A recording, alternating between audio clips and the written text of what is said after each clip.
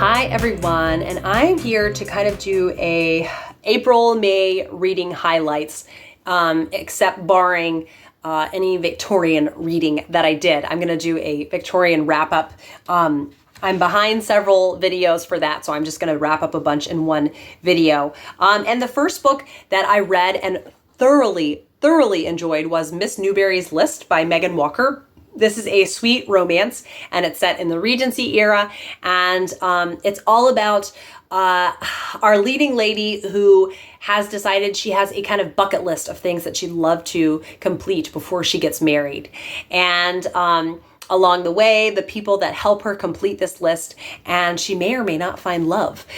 So it's she is engaged, and she has, I think it's maybe 2 weeks until she gets married. Maybe it's more than that. Regardless, she wants to complete this list, and I loved Megan Walker's writing style. I found myself completely adoring these characters. I thoroughly enjoyed it. So one of my new all-time favorite Regency romances. Really a lot of fun. So I highly recommend it if those are at all your kind of thing. And then in April, a real highlight of the month for me was The English Heir by D.E. Stevenson. This is the start of a beautiful new project where I want to read all of D.E. Stevenson's books. I had previously read Miss Funkel's book, and I liked it, but I didn't love it like everyone who raves about it. I thought it was fine. It didn't really pull on my heartstrings, though. A modern classic to really pull on my heartstrings needs to be more than just amusing. I don't think that is what makes a great novel. So I just decided to try The English Heir because Simon from the podcast Tea or Books, it was hosting a 1940 readathon, not 1940s, like the year 1940. So books published in that year, reading it.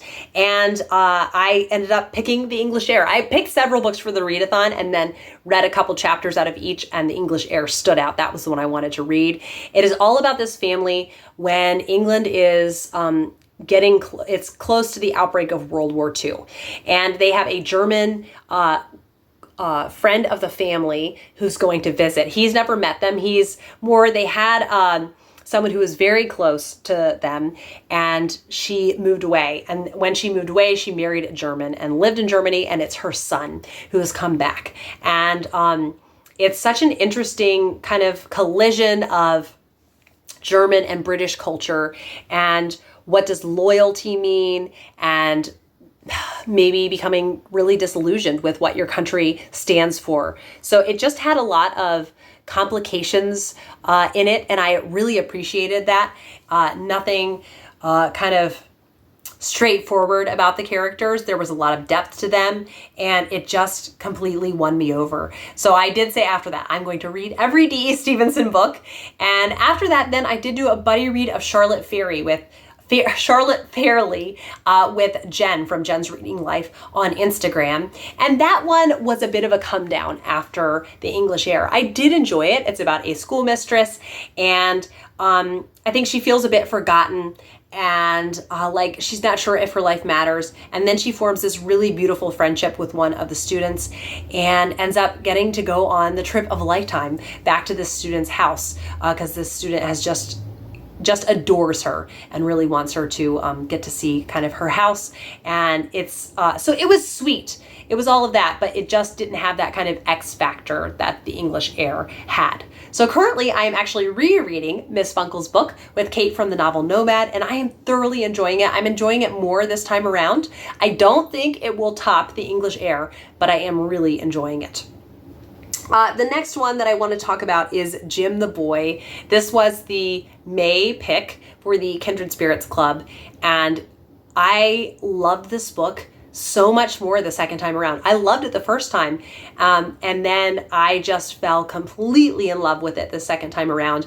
I think a couple people, overall, I think everyone in the group enjoyed it, but a couple people were a bit underwhelmed because the story is extremely quiet, and the pacing is just unrelentingly quiet. And so I think maybe going in knowing kind of what the story was going to be like, then I had a better idea of what I was going to get out of it. And I just adored it. It's written so poetically and beautifully. It's all about this boy named Jim, whose father died before he was born. And he grows up with basically three fathers. He has these three uncles who are his mother's brothers. It was just so moving, kind of the things that you will do for the people that you love, and all of the life lessons that Jim learns as he's growing up, and seeing the people around him live out what they believe in. And it just felt very kind of evocative of the time period as well. It's the Depression era in a small town. And it's such a beautiful book. And I think if you like To Kill a Mockingbird, and you're kind of feeling okay with reading something that has a bit less linear of a narrative, it might be worth a try for you to try out Jim the Boy. Then the next one that I read, it was a reread, and it was Martha's Vineyard, Isle of Dreams by Susan Branch. And I adore this book. I love stories of people having their dreams kind of crushed, but then the ways that they grow and they choose not to despair in the midst of that. And that is Martha's Vineyard, Isle of Dreams. It is filled with beautiful pictures. It is all about the time in Susan Branch's life when her husband had left her for another woman. She was living in California and decided just to up and move to Martha's Vineyard, and the beautiful life that she makes for herself while she's there. So I just find it so comforting and consoling. Whenever I bring up Susan Branch, people want to ask, have I read Fine Romance, where she goes to England? I have tried reading a fine romance, and it just makes me really sad that I can't go to England, and I don't know when or if I will ever go to England. So that one is on the back burner. I don't know. I started it in April and then just haven't felt motivated to continue on with it. So I talked about how I had grown really interested in American history, and it has kicked off just a real fun couple of reading projects. The first is, I had in the back of my mind this idea of a project that I had gotten from my sister-in-law's sister, who is a history teacher, and that is to read a biography of every U.S. president. Just think about what an in-depth kind of knowledge you'll have of U.S. history at the end of this project, and put it on the back burner. And then in researching history curriculums for next year for Peter, it just awakened a fire in me. And so I have read Ron Chernow's biography of George Washington. I think it's called Washington, A Life. And what a journey. I talked it up so much that actually, fingers crossed, I think my husband is going to join me in this project now, just from everything I was telling him about what kind of the sense of things I learned about American history. He thought, this is such a cool project. Like, you can't do this on your own. I have to do it too. So I think we're going to be doing this project. There is no timeline. I want this to be completely zero pressure. And yes, I'm sure people are currently typing this comment. I'm planning on reading John Adams by David McCullough. I'm very excited for that. I actually went ahead and started 1776 by David McCullough, but then at the same time I was dumb and I started reading Washington, A Life by Ron Chernow, and I thought, you know what? I just want to read a biography instead of topical. But in the section of 1776 that I read, which I think I got about halfway, I loved his writing, loved it. So I'm very excited to start John Adams. I think I'll save that for August though, because I have several chunkier books, and then Jane Austen, July. I definitely have some chunky books in that time period that I want to read, and I'm very much looking forward to it though. And yes, so Washington, A Life, it was such a cool biography. I really appreciated that Washington definitely had some glaring personality flaws. He had slaves until his death.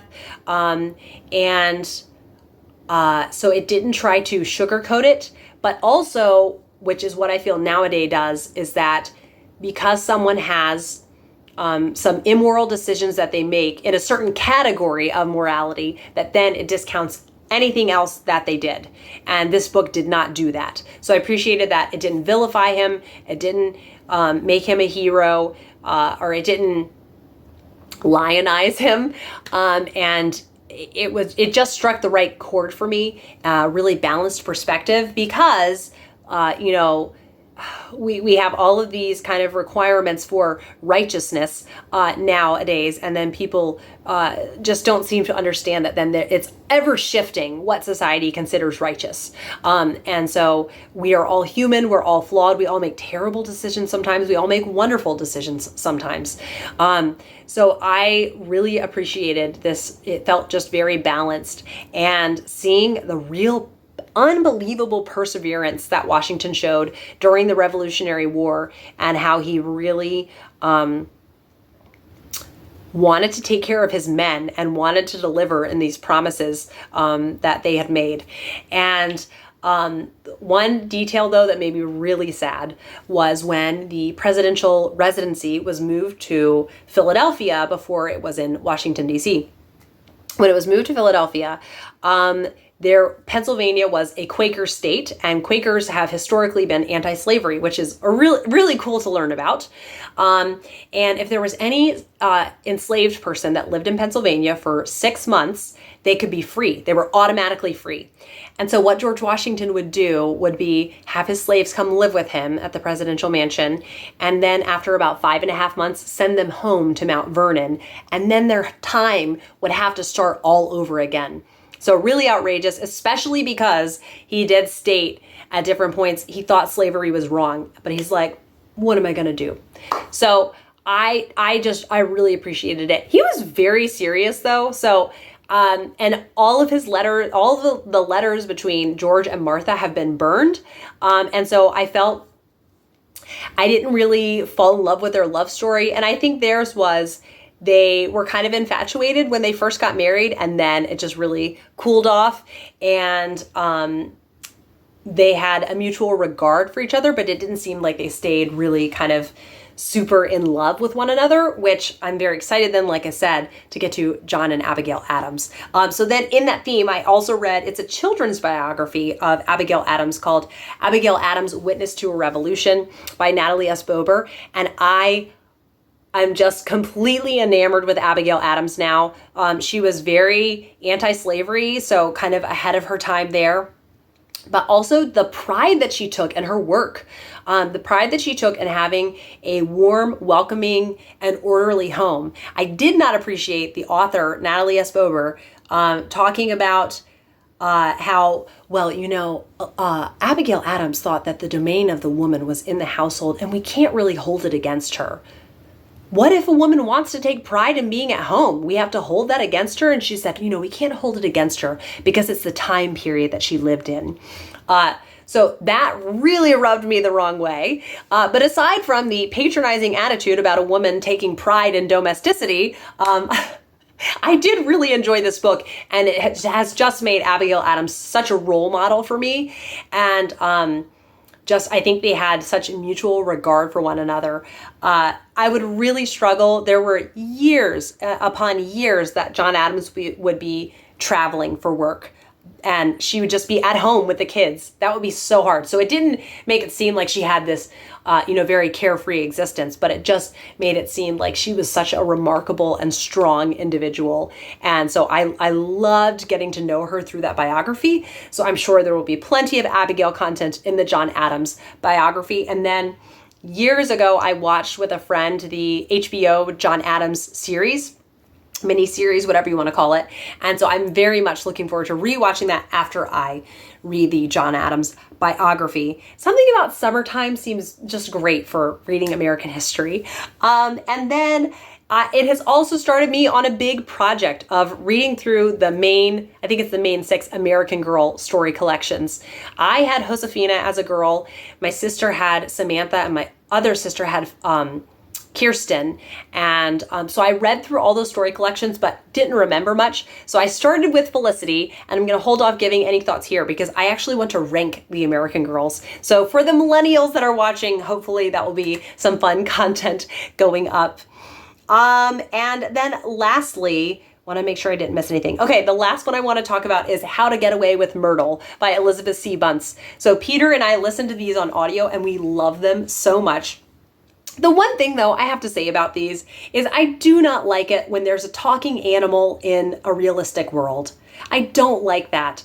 I think it works in the Beatrix Potter mysteries because the animals only talk to each other, but it seems kind of dumb, honestly, for the animal to talk, and it sounds extra dumb on the audiobook. So that's the only real hang up I have with this series. It just seems really silly. Other than that, I love the little world that Myrtle lives in. I love her governess, and it's such a larger than life kind of feel to it. And in this one, it had a lot of train travel, which is super fun. And Myrtle goes away on a trip. First, some jewels are stolen, and then there is a very snoopy kind of journalist, and some nefarious things happen to her. And so Myrtle takes it upon herself to investigate the case. It's just a highly enjoyable series. Really looking forward to continuing on with that series and finding out what's going to happen next in the life of Myrtle. So those are kind of my reading highlights from April and May. I hope that you enjoyed hearing about this, and I will be back with another video soon. Bye.